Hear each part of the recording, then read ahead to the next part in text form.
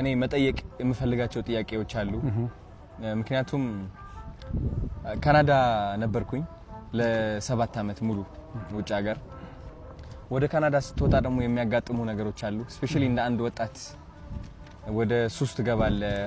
ወደ ብቸኝነት ትገባለህ ከቤተሰብህ ትርቃለህ ጭንቀት አለ ብዙ ነገር ያጋጥማልና ህይወት በጣም ትፈትናለች እንግዲህ እኔ አሁን ባለውበት ሁኔታ ከሃይማኖቴ ራቅ ብያለሁ እና እንደ አንድ ሁሉም የሚያቅ ሳይሆን እንደ አንድ እንዳጠፋ ሰው ከሃይማኖቱ እንደራቀ ሰው እና እቺ ዓለም እንዳሸነፈችው ሰው ሆኜ ነው የቀረብኩት ጥያቄዎችም ልጠይቅህና ምክርህንም ልሰማ እና የበለጠ ወደ መንፈሳዊነቴም ቀረብ እንድል ማለት ነው እና እንደኔ ያሉ በህይወት በዓለማዊ ህይወት የተሸነፉ ስፔሻሊ ካናዳ በነበርኩበት ጊዜ በሱስ የተሸነፉ የህይወት መንገድ የጠፋባቸው ሰዎች ምን አይነት ምክር ትሰጣለህ? አዶንታይ በጣም በዛጋጣሚ ስላገኘው ነው እንደስሆኛል ስለዚህ በጎነትህም አጋጣሚው ተጠቅሜ ይሄንን በጎ ነገር በልብህ ያስቀመጠ እግዚአብሔር መንፈስ ቅዱስ ስሙ የተመሰገነ ይሁን አሜን ምክንያቱም ይሄን የሚያሳስብ እግዚአብሔር ካለ በስተቀር ካንተ በላይ ብዙ ማድረግ የሚችሉ ሰዎች አሉ ማለትም ኢቭን አንተ ይሄድክበት ያለውን የሚዲያም አቅም ከዛ በላይም ሰዎች ኑሩ ይችላሉ ነገር ግን በበጎ ስራ ውስጥ ተሳትፈሃልና ደሞ እንደ አንድ እድለኛ ሰው ደሞ እኔን በዚህ መልኩ ደሞ በኔ በኩል እንድትሰራ አንደ በተላይ አእምሮ ላይ ይሄን በጎ ነገር ያስቀመጠ መጀመሪያ ስሙ ይመስገንና እኔ እንግዲህ የምክር ሰው ብዙ አይደለሁም ያው እንደምታውቀው አንድ ታለንት አለችኝ ወይም አንድ መክሊት አለችኝ እሷም እግዚአብሔር ያደረገልኝን በዜማ በተወሰነ ነገር አመስግኖ ማለፍ ነውና ከኔ ብዙ ምክር አጣበቅም ያው ሰባኪያን መምህራን ሲሆኑ በደንብ አድርገው መጽሐፍ ቅዱስን ጠቅሰው ያስተምሩ ይችላሉ እኔ ግን እንደው ምናልባት ምክር ሊባል ከቻለ እንግዲህ እግዚአብሔር ባንድም በሌላም ትላንት የነበርክበት ነገር አስተቶ ወደዚህ በጎ ስራ አምጥቷል ስለዚህ ከዚህ በኋላ ያንን ያስታወሱ ወደ ኋላ መቆዘም ጥቅም የለውም ምክንያቱም እግዚአብሔር ከይቅርታ በላይ የትላንት በደላችንን በማያልቀው ምሕረቱ መጠን ካለፈልን ትላንት ያስታወሱ ወደ ኋላ መንቆዘምበት ነገር አይኖርምና መጀመሪያ ትላንትን ከዚያ ከእስር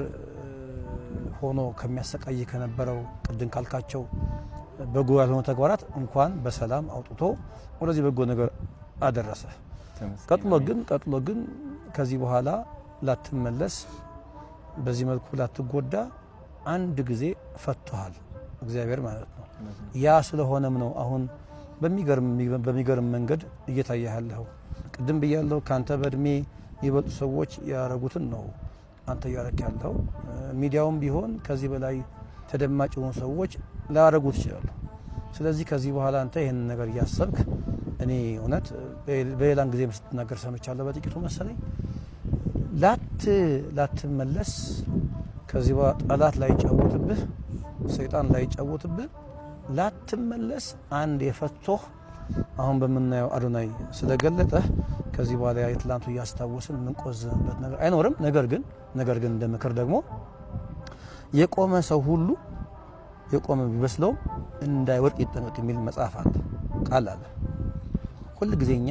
መቆማችን ስናስብ መውደቅ ሊኖር ስለሚችል አጠንክረን እግሮቻችንን ከመሬት ላይ በመጥበቅ መጽሐፍ ቅዱስን አብዝቶ በማንበብ ጸሎትን በማድረግ የደረገልን ነገር አብዝተን በማሰብ ግን ከዚህ በኋላ ያ ነገር እንዳይከሰት ግን መከላከያ አጥር ይሆን ዘንድ እሱ ነው ማመክረህ አሁን በመቆምህ ደስ ይል ይገባል ነገር ግን ደግሞ እኔም አንተም ሁላችንም የቆምን ሲመስለን ድንገት መውደቅ እንዳይኖር ደግሞ ሁሉ ጊዜ በጸሎት በጾምና በተጋድሎ ራሳችንን ማበርታት ግን ይኖርብናል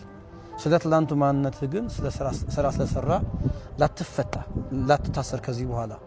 የትላንቱን ማንነትን ከዚህ በኋላ ታሪክ ሆኖ እንዲቀር ደግሞ ስለረዳህ አምላካችንን እናመሰግናለን አሁንም ግን መክረች ብቻ ናት የቆመ ሰው ሁሉ የቆመ እንዳይመስለው መውደቅ ሊኖር ስለሚችል በጾም በጸሎት በተጋድሎ ማንም እንዳልሆንክ ራስህ ምንም እንዳልሆንክ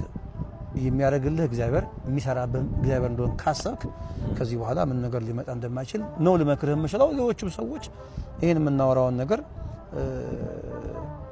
አስተካክለው ቢሰሙ የሚመከሩ ይመስላል። ቅድም ብያለሁ የምክር ሰው አይደለሁም፣ ብዙም የንግግር ሰው አይደለሁም። የሚቀናኝ ዜማ ስለሆነ እንደው ሌላ ጊዜ በዜማ በግጥም ደግሞ